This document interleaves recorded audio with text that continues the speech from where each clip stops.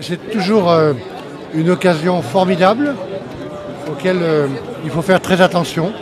Je parle des hommes et des femmes politiques, qui soient au gouvernement ou qui n'y soient pas ou plus, parce qu'il s'exprime dans ce salon une fierté française, la fierté de produire des aliments de qualité, traçables, et pas des éléments aseptisés ou industrialisés, d'entretenir des territoires, de prendre à bras-le-corps le défi climatique.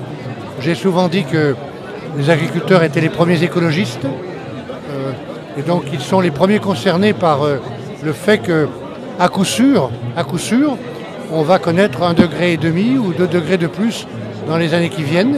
Ça change tout pour la manière de produire, de pêcher, de transporter, de construire. Donc c'est tout ça qui s'exprime ici.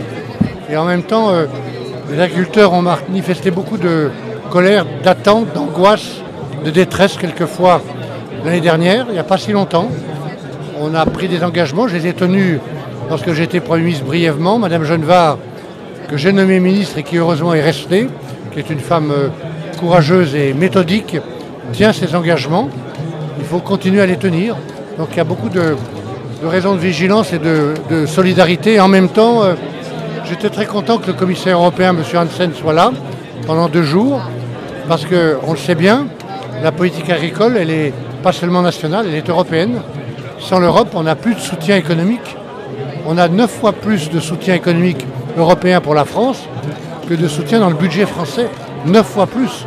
Donc il faut avoir une politique européenne digne de ce nom, avec moins de réglementation, plus de simplification et un budget suffisant. C'est tout ça qui se prépare pour les années qui viennent. Et je vois pas bien J'aime aussi beaucoup de produits que j'ai eu l'occasion de... Toutes les productions traditionnelles, authentiques, méritent une protection. Il y a différentes formes de protection. Et je pense qu'il faut protéger les produits qui expriment la richesse, le savoir-faire d'un territoire. C'est le cas des rillettes du Mans, mais c'est le cas de beaucoup de fromages, d'autres produits dans tous les domaines. C'est ça la richesse de l'agriculture française. Oui, les JO reviennent en France. Ils ne sont pas partis il y a longtemps. On a vu la fête que ça constituait, la capacité française, la fierté française. Et on va préparer la même chose pour 2030 avec Edgar Gros-Piron, qui vient d'être désigné comme président du comité d'organisation.